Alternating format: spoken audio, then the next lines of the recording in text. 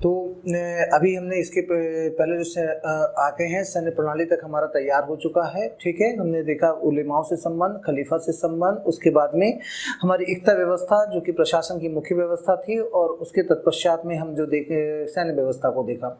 अभी थोड़ा सा हम प्रशासन के मुख्य और जो पिलर्स थे दिल्ली सल्तनत में, उन पिलर्स के बारे में चर्चा करने जा रहे हैं। अभी जैसा कि आपको पता है कि चालीसा मंडल की जो स्थापना हुई थी, या चालीसा तुर्कान चिहलगानी जो बोला जाता है, इल्तुतमिश ने स्थापित किया था, जो कि प्रभावशील अमीरों का एक समूह था। तो इस चालीसा का पूरे सल्तनत में बहुत हस्तक्षेप रहा, सिवाय 2 सुल्तानों को छोड़कर। चालीसा वर्ग के 2 का जो हस्तक्षेप कम किया किन सुल्तानों ने, बलबन ने और अलाउद्दीन खिलजी ने। बलबन और अलाउद्दीन खिलजी है ना, इनके समय में चालीसा का किसी भी प्रकार का हस्तक्षेप इन्होंने मना कर दिया, और अपने अनुसार इन लोगों ने निर्णय लिया, और ये लगभग प्रभावहीन हो गए।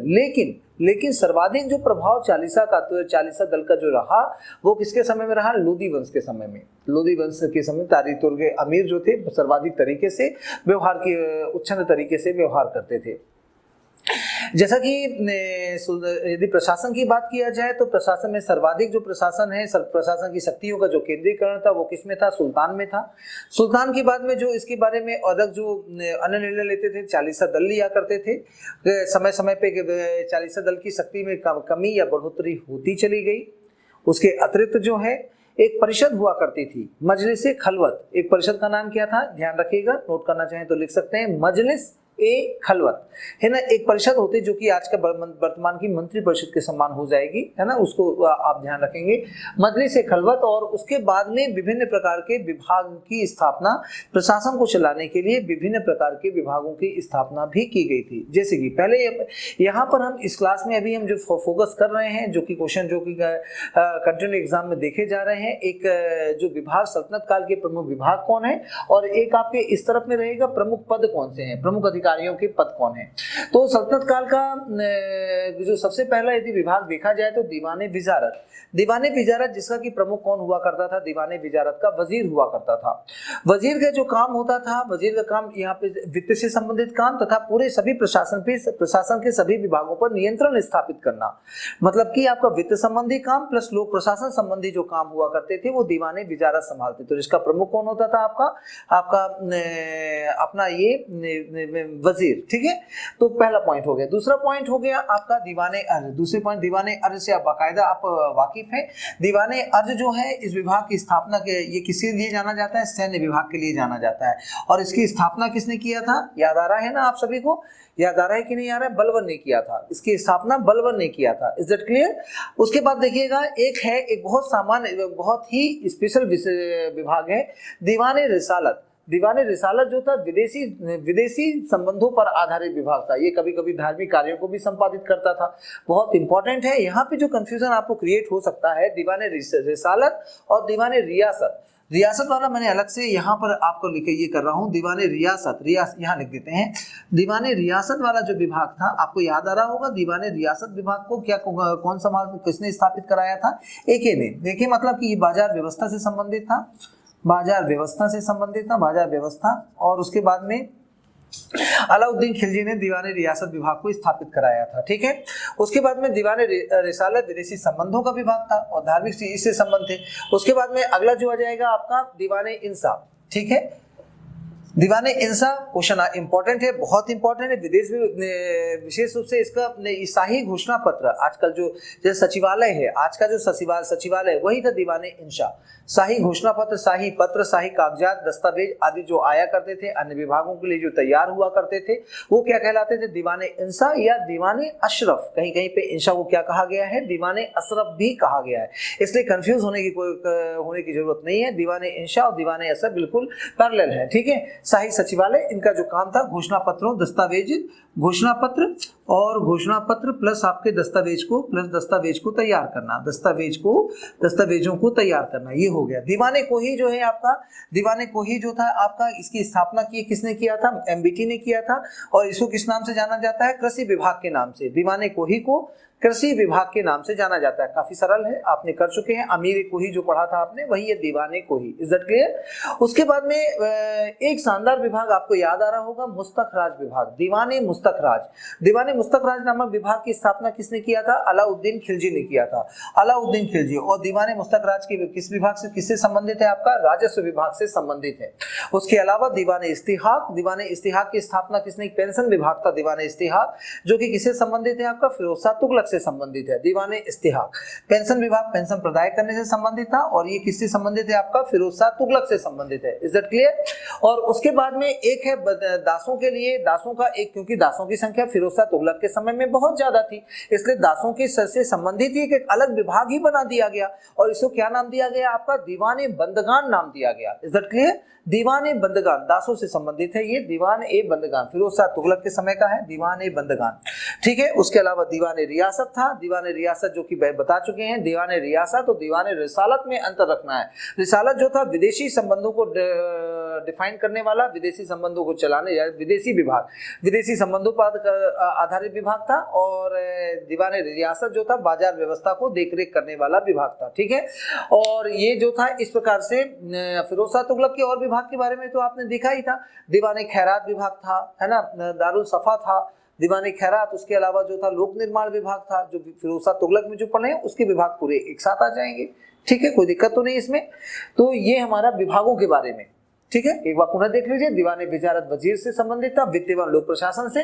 दीवान अर्ध सैन्य विभाग था, बलबन ने स्थापना की थी। उसके अलावा दीवान रिसालत विदेशी संबंध प्लस धार्मिक विभाग था। दीवान इंशा या अशरफ जो है शाही सचिवालय है। दीवान कोही जो है आपका कृषि विभाग और एमबीटी का है। दीवान मुस्तखरा राजस्व और अलाउद्दीन खिलजी का है। दीवान इस्तिहाक जो है आपका पेंशन है, एफएसटी का है। दीवान बंदगान दासों का है, एफएसटी का है। और दीवान रियासत जो है आपका बाजार व्यवस्था, और ये किससे संबंधित है? अलाउद्दीन खिलजी से संबंधित है। चलिए अब मैं बात करूंगा आगे कुछ पदों के बारे में, कुछ दिल्ली सल्तनत के प्रशासन के कुछ महत्वपूर्ण पद जिनके महत्वपूर्ण कार्य रहे हैं, और यहाँ से क्वेश्चन बहुत इस समय पे पर्याप्त रूप से बहुत तेजी ज्यादा आ रहे हैं। ठीक है, प्रीलिम्स में भी और मेंस में भी। ठीक है, बिल्कुल तैयार रहिए इसके लिए। जैसे कि देखिए आरिज मुमालिक, आरिज मुमालिक क्या था आपका? आरिज मुमालिक सैन्य विभाग का प्रधान, और जैसे सेनापति बोला जाता है, सैन्य विभाग का प्रधान अधिकारी जो होता था आरिज मुमालिक कहलाता था। Is that clear? ठीक है। उसके बाद में सद्र उस शूद्र, सद्र उस शूद्र किसके का कार्य क्या होता था? धार्मिक मामलों से संबंधित, धार्मिक मामलों से संबंधित जो था सद्र उस शूद्र था। ठीक है। उसके अलावा जो था वकील दर, वकील दर क्या होता था? दर मतलब दरवाजा, राजा के दरवाजे में जो काम किया करता था, मतलब समझने के लिए है। वकील दर राजा के व्यक्तिगत कार्यों को करने वाला, राजा के व्यक्तिगत कार्यों का जो प्रधान होता था वो क्या कहलाता था? आपका वकील दर कहलाता था, वकील दर। ठीक है। उसके अलावा बरीद मुमालिक कौन होता था? गुप्तचर का प्रधान, याद आ रहा है ना? बरीद मुनहियार। ओके, तो गुप्तचर का प्रधान कौन होता था? बरीद मुमालिक, गुप्तचर विभाग का प्रधान होता था बरीद मुमालिक। उसके अलावा मुहतसिब, मुहतसिब जो होता था लोगों के जनता के आचरण और शिष्टाचार का निरीक्षण करने वाला व्यक्ति था, अधिकारी था। मुहतसिब जनता के आचरण का और उसके शिष्टाचार का निरीक्षण करने वाला अधिकारी जो था मुहतसिब कहलाता था। मुतशर्रिफ, मुतशर्रिफ के इसी में जो रहेगा आपका मुतशर्रिफ क्या होते थे? कारखानों की देखरेख करने वाले जो अधिकारी होते थे, ये क्या कहलाते थे आपका? ये इसमें ऐसा रखेंगे आप, कारखानों की देखरेख करने वाले अधिकारी जो होते थे और उनका नियंत्रण करने वाले जो अधिकारी होते थे मुतशर्रिफ, मुतशर्रिफ कहलाते थे। फिरोज शाह तुगलक में आपने पढ़ा था, और इसी के अंतर्गत क्या पढ़ा था आपने? रातबी और गैर रातबी कारखानों पर नियंत्रण, जिनके 36 शाही कारखाने, और इस पर रातबी और गैर रातबी जिनको नगद वेतन दिया जाता है, जिनको नगद वेतन नहीं दिया जाता था। ठीक है, तो उसी का अधिकारी, मेन अधिकारी कौन कहलाया आपका? मुतशर्रिफ कहलाया, मुतशर्रिफ। ठीक है, ओके, कोई दिक्कत तो नहीं है। ठीक, थोड़ा सा धैर्य बना के देखते चलेंगे, है ना, अपने आप चीजें बैठ जाएंगी। ठीक है, दिमाग में कोई ज्यादा कठिन नहीं है, लेकिन एग्जाम में के लिए पॉइंट ऑफ व्यू से बहुत इंपॉर्टेंट, इसलिए बताना जरूरी है। चलिए देखेंगे, मुतशर्रिफ कारखानों की देखभाल व नियंत्रण करने वाला अधिकारी। ठीक है। अमीर आखुर, अमीर आखुर कौन था? अश्वशाला का प्रधान, है ना, इसलिए मैंने नहीं लिखा क्योंकि ये याकूत से आपको याद आ रहा होगा। अमीर आखुर अश्वशाला का प्रधान था, अश्वशाला का प्रधान, अश्वशाला का प्रधान अमीर आखुर। ठीक है, ये इसका रहेगा। और कारकुन क्या होते थे? भूमि कर का हिसाब किताब रखने वाले व्यक्ति क्या कहलाते थे? कारकुन कहलाते थे।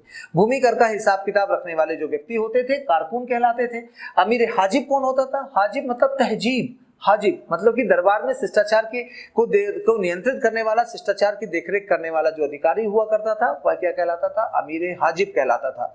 हाजिब के बिल्कुल, ये बहुत इंपॉर्टेंट आ रहे हैं, बहुत ही बिल्कुल अलर्ट होकर रहिएगा। अमीर हाजिब शिष्टाचार के बारे में काम करता था। अमीर तुजुक, तुजुक मतलब उत्सव, अमीर तुजुक मतलब उत्सवों को आयोजित करने वाला अधिकारी, उत्सवों को आयोजित करने वाला जो अधिकारी होता था अमीर तुजुक कहलाता था। ठीक है, हाजिब शिष्टाचार का है, तुजुक आपका उत्सवों का है। शहना ए मंडी जो होता एक छूट गया, ध्यान दीजिएगा। अमीर बहर आंतरिक नौकायन, आंतरिक नौकायन व जलमार्गों का देखरेख करने वाला जो अधिकारी होता था वो क्या कहलाता था आपका? आंतरिक। अमीर ए बहर, बहर मतलब कि बहना, जल का बहना, जल का बहना से ध्यान रखिए। आंतरिक नौकायन व जलमार्गों का देखरेख करने वाला जो अधिकारी था अमीर ए बहर। अमीर ए तुजुक। शहना ए मंडी, शहना ए मंडी क्या होता था? बाजार व्यवस्था, याद आ रहा है? शहना ए मंडी है ना, दीवानी रियासत, सदर रियासत के अधीन था शहना ए मंडी। बाजार व्यवस्था वह बाट माप आदि का जो का निरीक्षण करता था, नियंत्रण करने वाला जो अधिकारी हुआ करता था वह शहना ए मंडी कहलाता था। इसके अतिरिक्त शहना ए पील देखिएगा, गज सेना का प्रधान। शहना ए पील क्या होता था? गज सेना का जो प्रधान होता था शहना ए पील कहलाता था। ठीक है, उसके अतिरिक्त एक और है, बहुत शानदार है आपका, सर ए जानदार। सर ए जानदार कौन होते थे?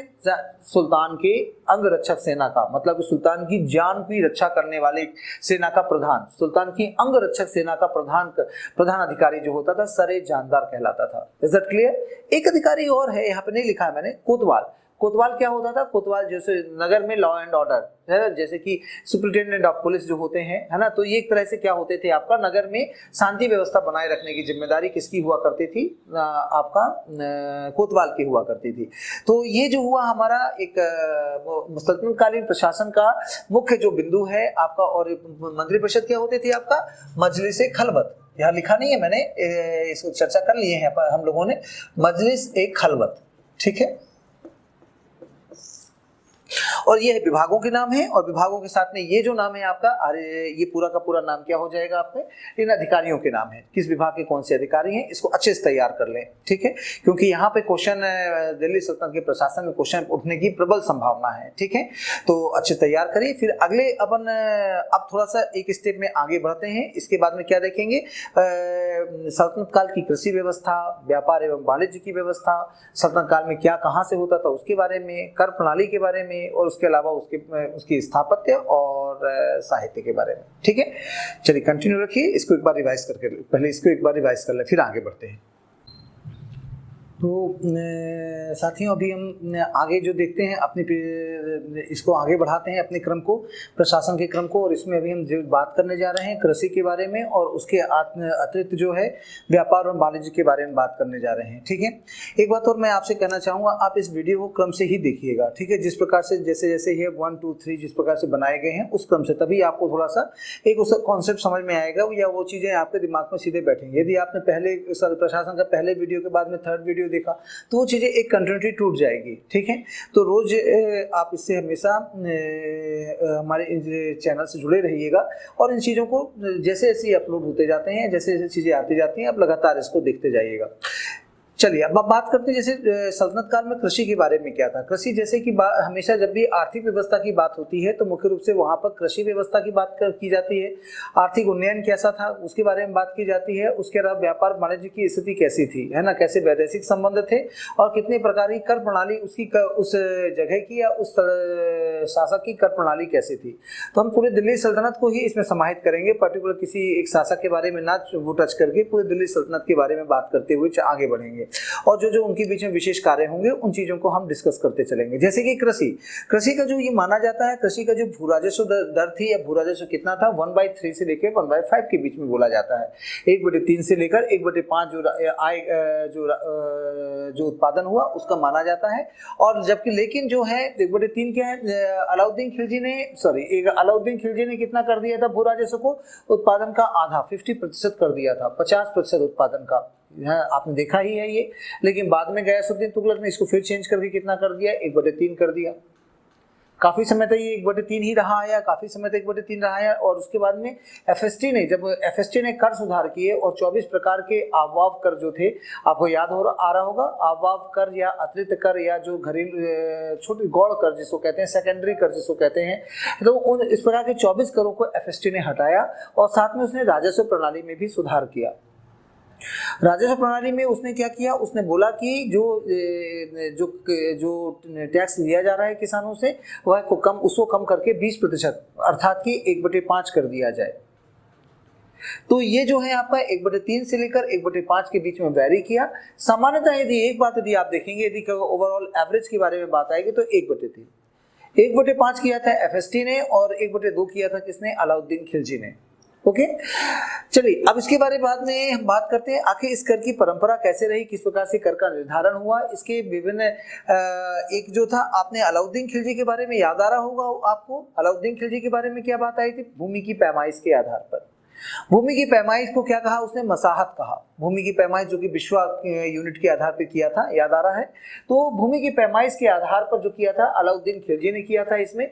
उसके अलावा एक परंपरा और चल रही थी, एक परंपरा कौन सा आपका, गल्ला बख्शी की परंपरा या बटाई की परंपरा। गल्ला बख्शी या बटाई परंपरा पर आधारित भी एक परंपरा चल रही थी, जिसमें कि जो बटाई की परंपरा के द्वारा इसमें भूमि के राजस्व का निर्धारण किया जाता था। एक परंपरा और थी कानकूत या नस्क की परंपरा। कानकूत या नस्क प्रणाली क्या कहलाती थी, राजस्व का अनुमान आधारित प्रणाली थी। राजस्व के अनुमान पर आधारित प्रणाली हुआ करती थी, कानकूत या नस्क। Is that clear? ठीक है, कोई दिक्कत तो नहीं। चलिए आगे बात कीजिएगा, अभी बहुत आगे तक जाना है, अभी बहुत पढ़ना है, अभी तो इतने से काम नहीं चलेगा। अभी तो बहुत सारी चीजें आज की क्लास में या स्थापत्य और आपको साहित्य तक जाना पड़ेगा। ठीक है, तो तैयार रहिए इसके लिए, जिससे कि दिल्ली सल्तनत हो सके, फास्ट रिवीजन हो सके। ठीक है, अभी मैं डिटेल में नहीं जा रहा हूँ, ये तो केवल एक रिवीजन का एक शॉर्ट फॉर्म में रिवीजन है। ठीक है, डिटेल की क्लास इसके बाद में 21 मई के बाद में। ठीक है ना। चलिए उसके बाद में देखिएगा, एक सिंचाई के लिए दिल्ली सल्तनत के सुल्तानों ने सिंचाई के लिए विशेष काम किया। और इसके समय में जो मुख्य रूप से आपका सिंचाई के लिए सल्तनत में एक नोरिया प्रणाली जो कि आपका सिंचित करने के लिए जो लकड़ी के, जो आपने देखा था हर्ष के समय में एक रहट नामक बात आई थी, रहट के द्वारा सिंचाई किया जाता था। ये नोरिया जो थी आपका रहट का ही थोड़ा सा अपडेटेड वर्जन था। ठीक है, जिसके द्वारा कि गियर प्रणाली पे आधारित था और इसके द्वारा पूरे पानी को नीचे से एक कुएं से निकाला गया और ऊपर से क्या कर दिया गया, फेंक दिया गया आपके खेतों में। ठीक है, ये नोरिया प्रणाली किससे संबंधित है, आपका सिंचाई के लिए। और ये रहट जो हर्ष की रहट प्रणाली का से उन्नत वर्जन था। इसके अलावा जो है फिरोज शाह तुगलक, सबसे पहले दिल्ली सल्तनत में सबसे पहली बार जो एक नहरों का जो जाल बिछाया है, नहरों को के द्वारा सिंचाई का प्रारंभ किया, वो किसने किया था, वो किया था गयासुद्दीन तुगलक ने। और उसके बाद में सबसे सर्वाधिक काम किसने किया नहरों के ऊपर, सर्वाधिक नहरें किसके समय में बनाई गई, वो किसके समय में बनाई गई थी, किसके समय में, एफएसटी के समय में, फिरोज शाह तुगलक के समय में बनाई गई थी। ठीक है, गयासुद्दीन तुगलक और ये हो गया आपका फिरोज शाह तुगलक। इस प्रकार से आपका नहरों के विकास की एक जो कॉन्सेप्ट था कि नहरों का विकास किया जाए, कृषि बहुत अच्छी होगी, नए नए नगरों का विकास होगा, व्यापार वाणिज्य की उन्नति बढ़ेगी और इससे हमारी जनता में क्या आएगी, समृद्धि आएगी, जनता धनवान होगी और हमारा जनता में लोक कल्याण और उनका कल्याण होगा। ठीक है, ये जो था मेन रूप से इनके यहाँ पे नहरों के विकास का फिरोज शाह तुगलक का जो कॉन्सेप्ट था ये था। इसके बाद में जो है कुछ यहाँ पर कुछ स्पेशल नाम है दिल्ली सल्तनत के समय के, उसको जरूर ध्यान रखिएगा क्योंकि क्वेश्चन पूछे गए हैं। एक सुरसती नामक जगह है, सुरसती नामक जगह पे से जो कि आपका पश्चिमोत्तर सिंध प्रांत तरफ में है, पश्चिमोत्तर तरफ में है। तो पश्चिम की साइड में सुरसती नामक जो जगह थी चावल की खेती के लिए विख्यात थी। सुरसती नामक जो जगह थी वो किसके लिए विख्यात थी, आपका चावल की खेती के लिए विख्यात थी। खंभात जो है, खंभात अपने आप में रेशम के लिए विख्यात था, खंभायत नामक रेशम वहां से होता था, खंभायत।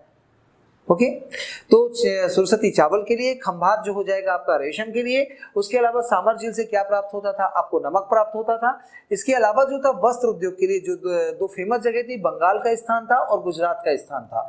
गुजरात के स्थान से सामान्य रूप से आपका सूती वस्त्र होता था जिसे कि क्या कहा जाता था, आपका किरपास कहा जाता था। गुजरात से एक प्रकार से थोड़ा सा एक सूती वस्त्र होता था जिसे क्या कहा गया, आपका किरपास कहा गया। और उसके अलावा गुजरात से एक बंगाल के रेशम को क्या, मलमल का रेशम जो हुआ करता था, मलमल का रेशम, वो क्या कहलाता, उसका विशेष नाम हुआ करता था, उसको नाम जो दिया गया वो गंगाजल। और गंगाजल एक क्या था, गंगाजल किसका नाम कहलाया, गंगाजल नाम जो कहलाया वो था मलमल के रेशम का नाम था गंगाजल। और ऐसे ही क्या था आपका शबनम भी क्या था आपका गंगाजल, मलमल के रेशम को ही क्या कहा गया था, एक विशेष प्रकार का रेशम था, उसे क्या कहते थे, शबनम कहते थे। किरपास सूती वस्त्र, गंगा जल और आपका शबनम क्या हो जाएगा, मलमल का रेशा। ठीक है, चलिए उसके बाद में आपका एक वस्त्रों की रंगाई के लिए एक स्थान विशेष विशेष रूप से प्रसिद्ध था और वह था दिल्ली। दिल्ली, साथ में आगरा भी मिलता है, ठीक है, उसकी चिंता ना करें, है ना। दिल्ली और आगरा। सतगांव नामक एक जगह थी जो कि रेशमी रजाइयों के लिए फेमस थी। सतगांव रेशमी रजाइयों के लिए फेमस थी। उसके अलावा पान, मध्य प्रदेश का से संबंधित जगह है। पान जो धार जिला जो था पान के लिए फेमस था, ठीक है, सल्तनत काल में। इसके अलावा नील की खेती के लिए जो विख्यात था, बयाना, भरतपुर वाला बयाना जो है, और सरखेज नामक जो जगह है वह नील की खेती के लिए विख्यात थे। Is that clear? ठीक है, समझ में आया। ये कुछ पॉइंट्स हैं आपको दिल्ली सल्तनत की कृषि से संबंधित बातों को जानने के लिए अनिवार्य हैं। ठीक है, राजस्व के बारे में, राजस्व निर्धारण की प्रणाली के बारे में, सिंचाई की प्रणाली के बारे में, उसके अलावा विभिन्न प्रकार की आपकी खेती के बारे में, ठीक है, कृषि के बारे में। अब मैं बात करूंगा उद्योग के बारे में। उद्योग किस प्रकार का था और किस प्रकार की प्रौद्योगिकी को अपनाया गया, ध्यान दीजिएगा।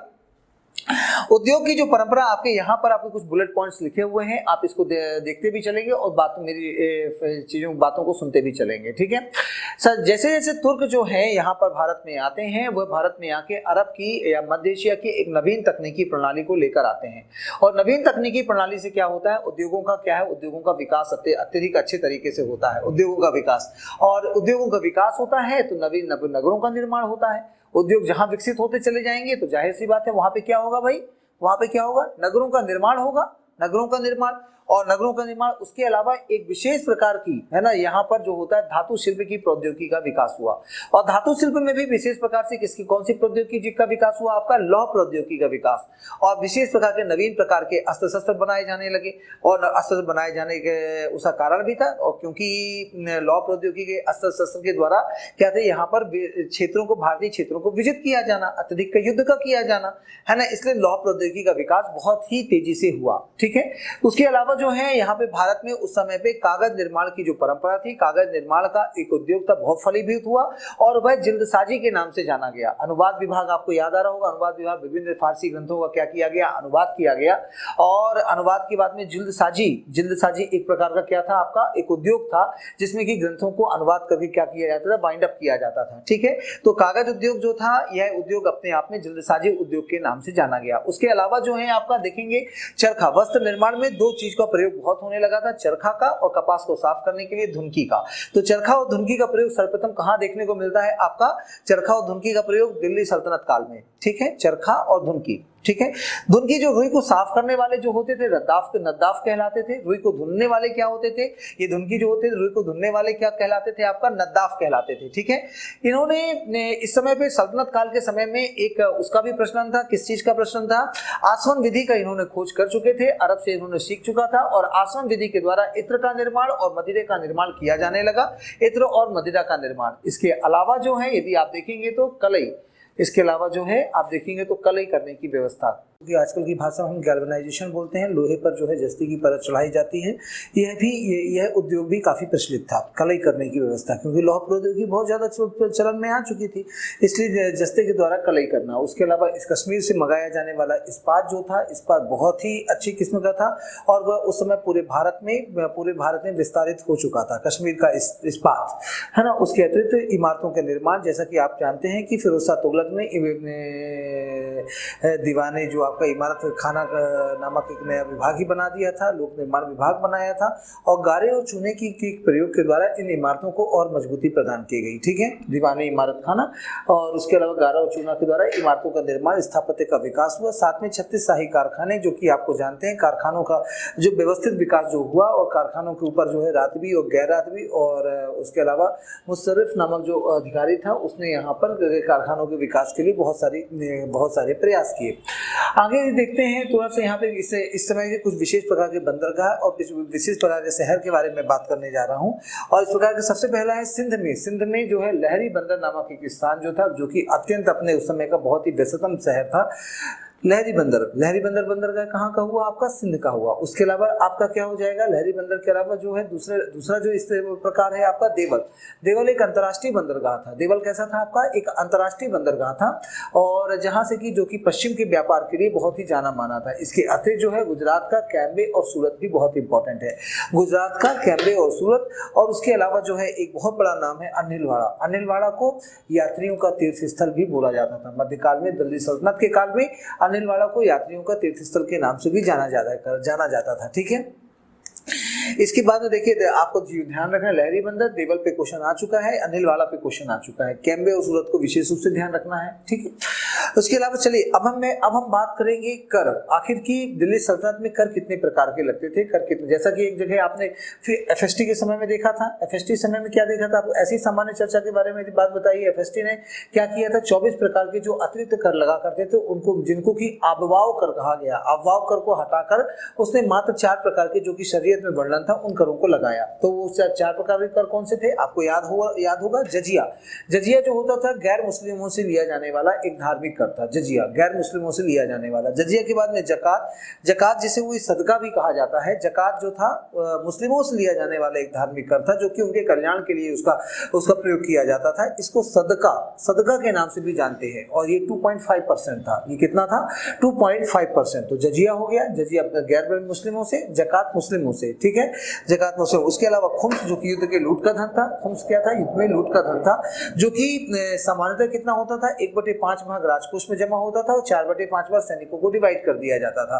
लेकिन अलाउद्दीन खिलजी ने इसका उल्टा कर दिया, 4/5 भाग क्या राजकोष को में जमा करवा दिया और 1/5 भाग मात्र सैनिकों को दिया। ठीक है, खुम्स युद्ध का लूट का धन खुम्स कहलाया। उसके अतिरिक्त जो था खराज जो था, खराज जो कि क्या कहलाता था, जो कि आपका किसानों से लिया जाने वाला जो कि राजस्व कर था वो क्या कहलाता था, आपका खराज कहलाता था।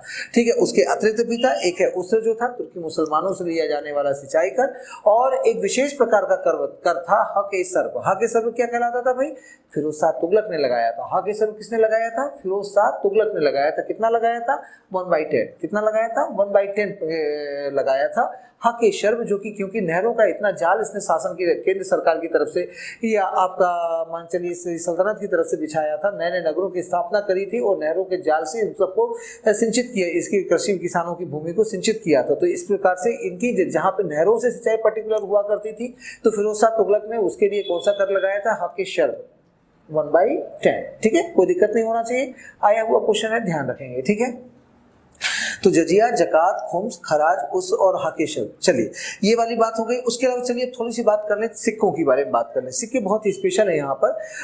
सिक्के जो है यहाँ पे सबसे पहली बात मैं करूंगा, सिक्के आखिर कौन से सिक्के, क्या ये है आपको सबसे पहला सिक्का देहली नामक सिक्का। देहली नामक जो सिक्का है वो किसके समय में चालू हुआ या किसने प्रारंभ कराया, आपका देहली नामक सिक्का मोहम्मद गौरी ने। इस सिक्के की विशेषता क्या थी मोहम्मद गौरी के इस सिक्के की, इसके एक तरफ महालक्ष्मी जी की मूर्ति, लक्ष्मी जी की आकृति बनी थी तथा घुड़सवार की चित्र बना हुआ था और दूसरी तरफ क्या हुआ था, मोहम्मद बिन साम लिखा हुआ था, मोहम्मद बिन साम। तो ये जो था आपका गौरी के सिक्के में, क्वेश्चन कई बार पूछा गया किसके सिक्के में लक्ष्मी की आकृति का अंकन है, गौरी के सिक्के में। या देहली नामक सिक्का किसने चलाया, मोहम्मद गौरी ने चलाया। इज इट क्लियर, ठीक है, कोई दिक्कत तो नहीं। देहली नामक सिक्का इंपॉर्टेंट। उसके बाद में दूसरा इंपॉर्टेंट पॉइंट कौन सा है आपका, इल्तुतमिश। इल्तुतमिश के सिक्के क्या कहलाते हैं आपका, वेल नोन है, आप बहुत ही अच्छी तरह से आप इससे परिचित हैं। इल्तुतमिश ने आपने देख चुके हैं। इल्तुतमिश ने क्या चलाया, चांदी का टका और तांबे का जीतल। चांदी का टका और तांबे का जीतल। एक पॉइंट और इसमें बड़ा स्पेशल है, इसने शुद्ध अरबी के सिक्के चलाए।